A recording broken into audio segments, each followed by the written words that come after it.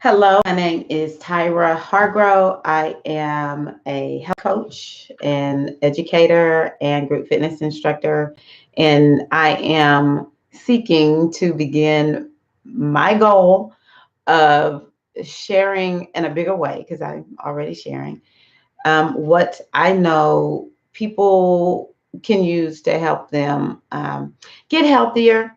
But a lot of us are looking to lose weight. And part of that is because we live in a culture that actually promotes the very lifestyle that it says is causing us to be sick. And, this culture has necessitated that the health coaching business and fitness industry, wellness industry amp up its game and be born in a huge way because this is a culture that really and truly likes to make people sick. And so I'm not trying to be negative, but it's true. It's really true. And so we have two options. We can take the fitness, health, and wellness route, or we can take the medical route.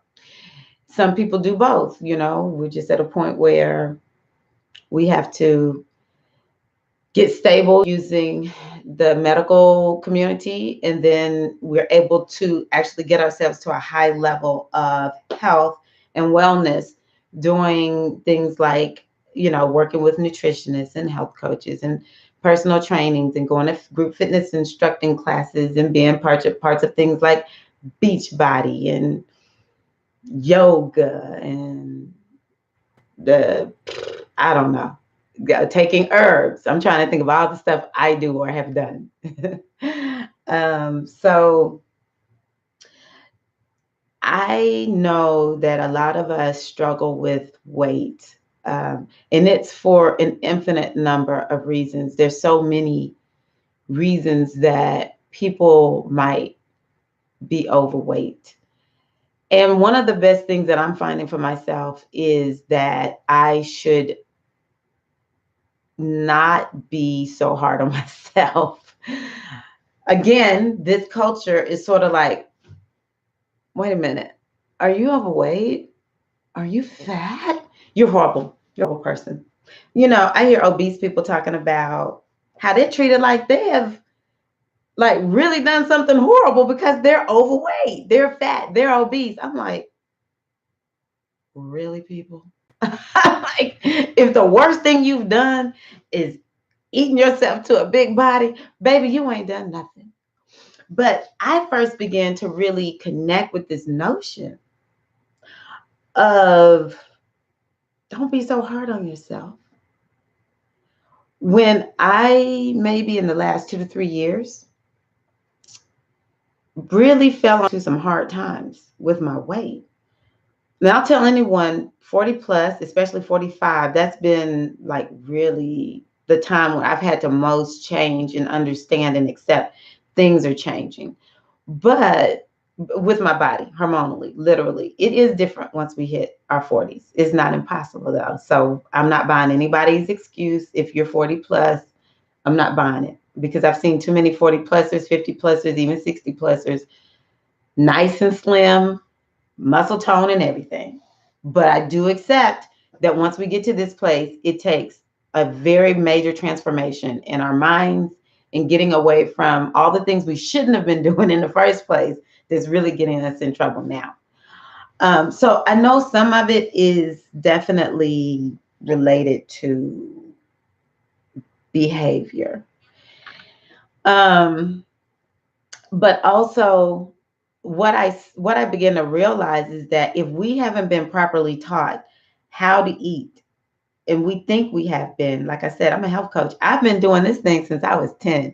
I know that sounds crazy. I'm 48, and I was a child of the 70s and the 80s. And I remember at 10, me and my neighbor, before all of this was in, we were exercising and on diets. I don't even know where we got it from. But yes, that's what I did. I've been doing this thing for a long time, just naturally. It's just my natural way. And so I mean, I've been a vegetarian. Like I said, I have a public health degree in public health education. Okay. I pride myself on being very health minded, but I have had to learn some things that are not what I consider to be mainstream and are actually counter to what is being promoted in this culture, even within the health and wellness industry. Because at the end of the day, the human body is the human body.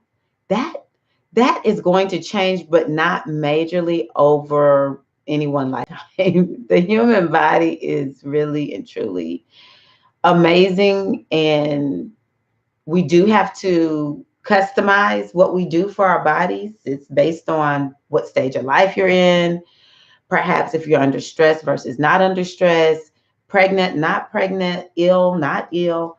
We have to customize based on that. But at the end of the day, there are just like some basic things that will not change. Okay. And if you don't understand how your body works, you can try every freaking thing out there and it just may not work.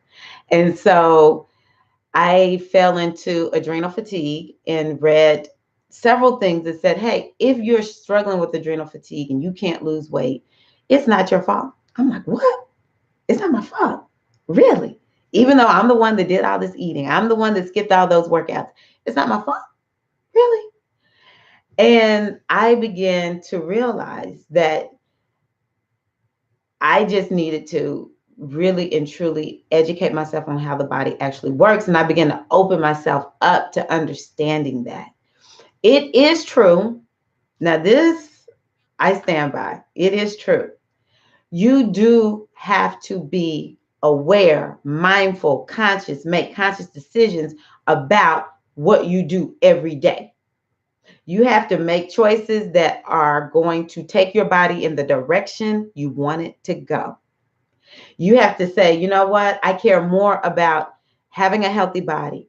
I care more about slimming my body down than I do about eating this food that is on TV all the time or promoted by whoever, or my family really loves this. This is like the family thing.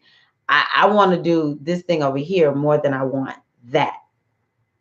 I have to exercise, whatever that looks like. I have to move my body. Let me say it that way. I have to move my body. I cannot sit around and watch TV too much or be on social media or whatever we're doing. I can't sit at my desk all day and not go exercise. And so we do have to do that. And then we have to say, you know what? I know this culture is like, if you're not stressed, you basically are a loser because that means you're doing nothing.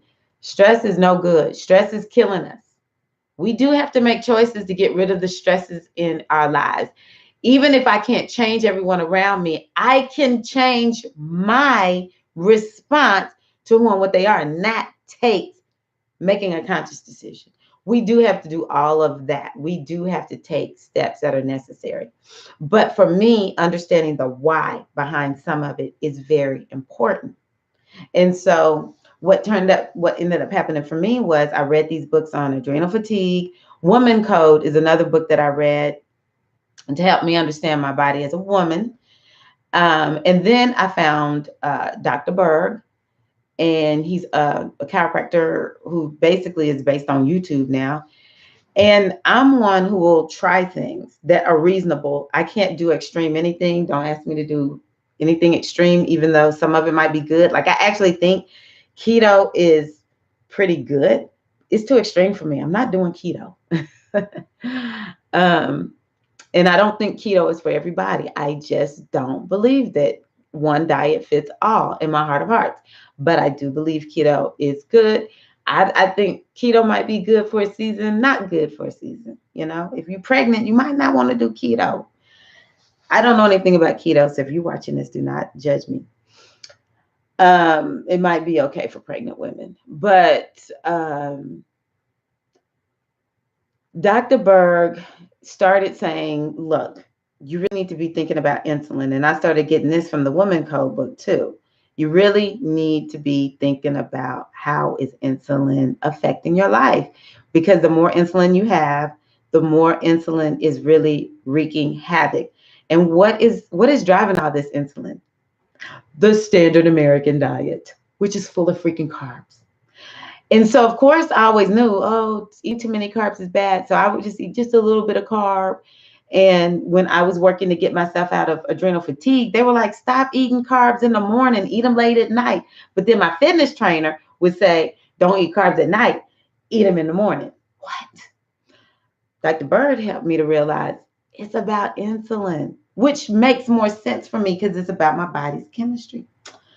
And so just in beginning to understand and actually coming out of to get out of adrenal fatigue, that proved to be correct. And it just so happened to line up with Dr. Berg and what he teaches, which is don't be doing carbs at breakfast. Because, okay, let's talk about why. And this is just an example of me, the point I'm trying to make to you. If I eat carbs in the morning, that raises melatonin. Protein raises, what is that called? Cortisol. We want the cortisol to be raised up in the morning, not at night. Because a lot of times people with adrenal fatigue, they wake up at the end of the day. That's what happened to me. I've always gone to bed early. I'm an early bird. I go to bed early and I wake up early. But it started out being, I would wake up drained the whole day around 3 or 4. I'd wake up and then I would be up like to 1 or 2 o'clock in the morning, which was like unheard of for me, which of course means that I'm going to be a late riser. That's not my way. I don't do that. And I should wake up with energy in the morning. I woke up with zero energy. And so who was this, the one that I listened to for adrenal fatigue? I'll try to put his name in the description. Dr. Christensen or something like that. So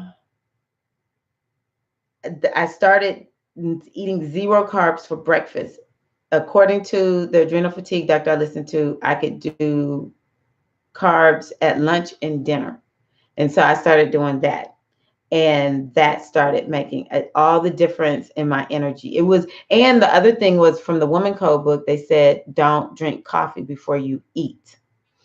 And that was the first thing I did immediately. I started feeling better. And do you see, none of this is costing me any money. That's sort of like the catch. It's not expensive. I mean, it's not a hard thing to do to be healthy. So I believe in if you're going to invest in something, invest in your health. But I have found everything that has turned my life around has been very, very simple, and it's a behavior change. That doesn't go over well here in the United States because we like things that happen fast. We work hard because we're forced to work hard. We're forced to work lots of hours and all that kind of good stuff at this point. And it's a mindset of if you're not working hard, you're basically a loser. And so we work. But we don't really have, in my opinion, all the time, like this strength about us that makes us say, you know what, I'm just going to, I can be patient with this thing and really put in the hard work, the drudgery to get where I want to go. And which totally negates this fast, give it to me fast type mindset that we have here. And so I stopped drinking coffee first thing in the morning or anything with caffeine or energy. I stopped eating carbs in the morning, and I have maintained that. Unless I'm going to go teach, like I teach 2 fitness classes back to back. Again, customize as you need it. But in general, I'm not eating any carbs for breakfast, zero. I'll do that later in the morning, typically. Also heard that this was like from a yoga program I was on, doing a green shake in the morning is great. Kale shake, something like that, is a really good start to the day. And I find that to be true too. And then Dr. Berg got me more on like the physics of my body, the insulin of my body. And so I started trying to eat in a way that decreased insulin, because though I had more energy, I still struggled with it somewhat. And my weight was not coming down, because it was like I gained 30 pounds just like that. It really was 10 pounds per year over 3 years. And so the next thing that I started hearing about was intermittent fasting. And I started doing that, not even seriously. I just do about 12 hours a day, and I lost 10 pounds. And so that intermittent fasting helps to keep insulin down. If someone had just said do intermittent fasting, I was going to say, no, that's too extreme, because I don't like extremes. But when they explained to me what intermittent fasting was doing for the body, which was Dr. Berg, and I've listened to other people talk about intermittent fasting, that it keeps insulin low. Insulin is like really a major culprit, among other things, like not eating enough vegetables in this culture. We're very protein, carb centered. We need to be more veggie centered. So the intermittent fasting started making a change for me. And all of this happened because I began to understand the chemistry of my body.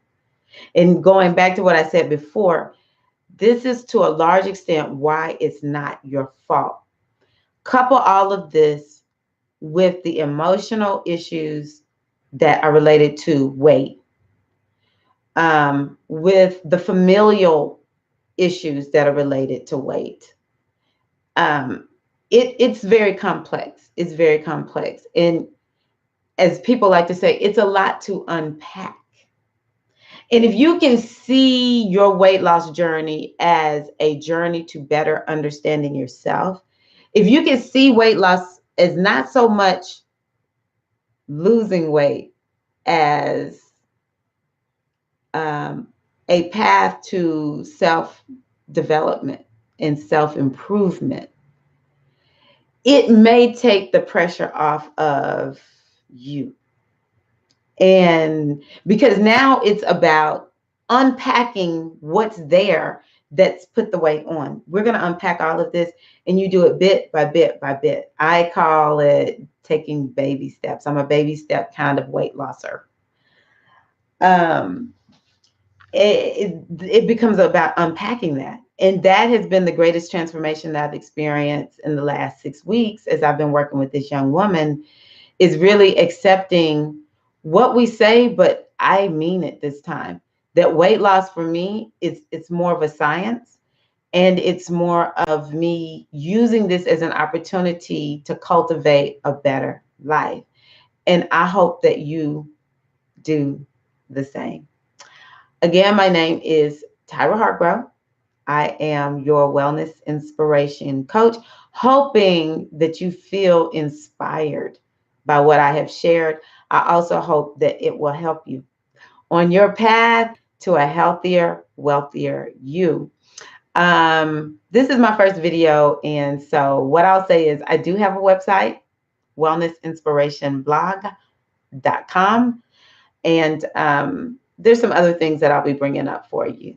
And so you can just visit me there and leave a comment. Let me know what you think, and let me know if you have any questions. Peace.